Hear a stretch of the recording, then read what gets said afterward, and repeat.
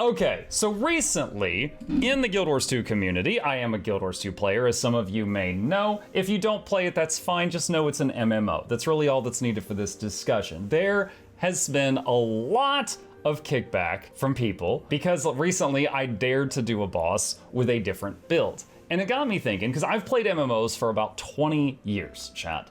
Since EverQuest 1.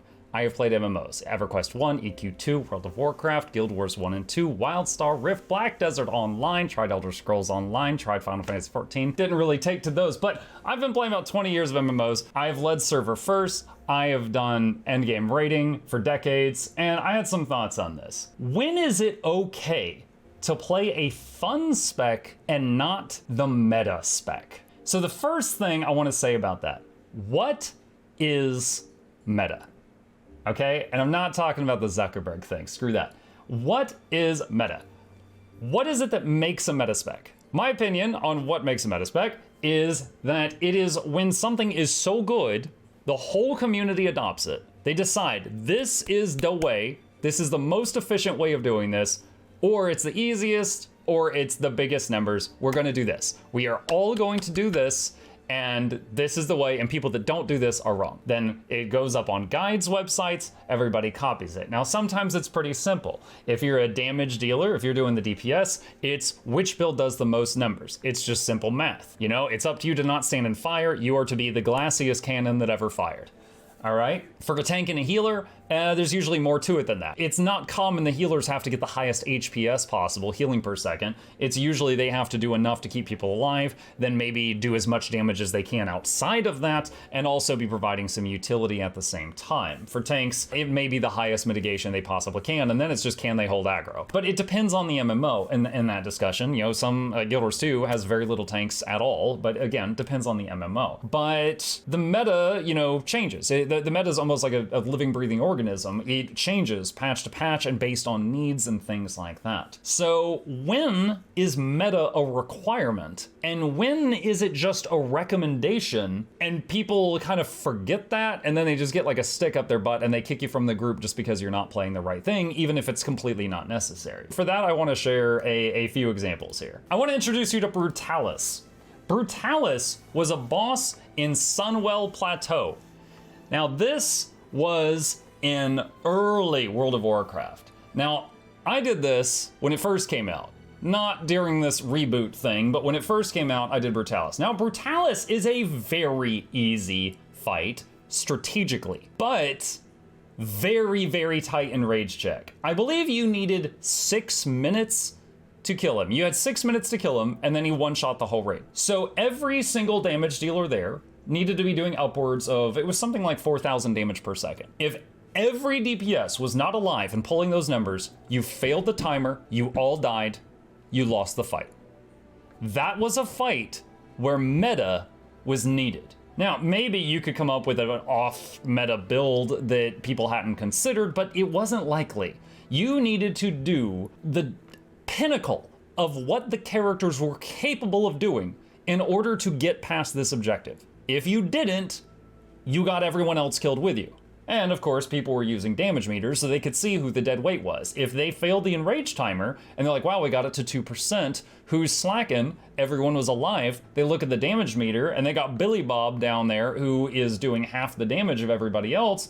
Billy Bob's gonna get kicked from the group. Maybe nicely, maybe not, and they're gonna replace him with somebody else. Now, second example. When is meta a requirement, and when is it not? So this is Slothosaur, a boss in Guild Wars 2. Now Slothosaur, usually you have one person drink this potion thing and they turn into a slubling, which is a little monster, and they waka around the room and they eat the mushrooms. And by eating the mushrooms, that poison that's all over the ground, that's the green stuff everywhere, disappears, and you are able to continue the fight. This group is 10 necromancers.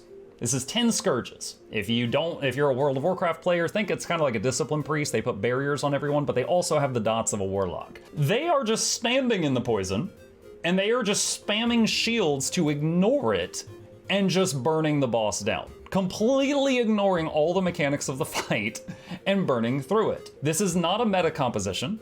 It is lower damage than normal because they have every single member of this raid has sacrificed some damage in order to bring some healing and shielding. But arguably, they have made this fight much easier, but it takes much longer. Another example. This is Gorseval, another boss in Guild Wars 2. The raid is doing it naked.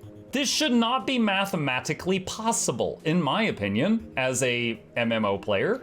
I don't think a raid that is current content, you should be, and this boss has an enrage, just to be clear, he does have one. But if you play it well, if you know how to play your class, you know the rotations, you understand buffs, you can beat this fight with your whole raid naked. So it blows my mind that people will kick you from groups for not having the right build for this, when you can do this and just completely clear it naked. When is meta a requirement versus a recommendation? I think one of the problems is you will often have groups that you're in something that's not that serious, and they will see you join, and maybe, God, heaven forbid, you're playing a game where you can inspect each other.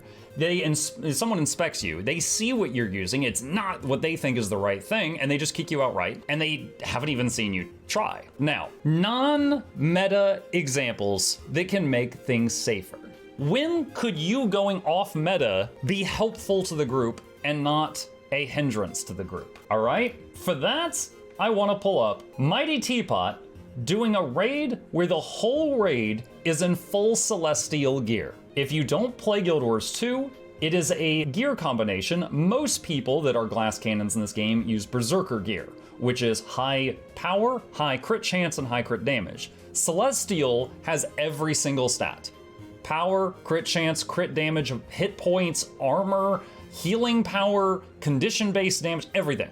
However, it is, because it's everything, it's lower numbers, but it's across the entire board, but it has a higher stat value than other sets of gear. So they tried to do raids where every healer, tank, and damage dealer had full celestial gear. The fights were longer, they took more time, and they were a whole lot easier. Because even the glass cannon DPS were tanky. They still had more than enough power output to absolutely destroy every single enrage timer. They stomped every single one of them with no problems at all, unless someone failed a one-hit kill mechanic. This is an example of these guys did a non-meta thing that made the fight safer, but it took more time. So many people in the MMO, player base and community will look at that and they will think, oh, well, they did it wrong. I personally, and now this is going to, vary based on person to person. I personally will take a group that will guaranteed get a kill even if it takes 6 minutes instead of 5, rather than a group that's doing a risky strategy where we might have to do it again and maybe we wipe twice and then get a kill and then we spent 15 minutes there. So that is an example of, the 10 skirts thing, the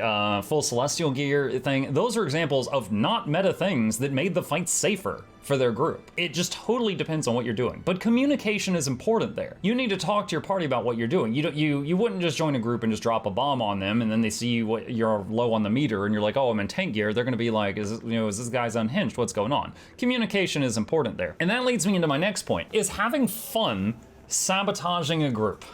Because by God, the tryhards will say it is. For them, fun is the forbidden F word.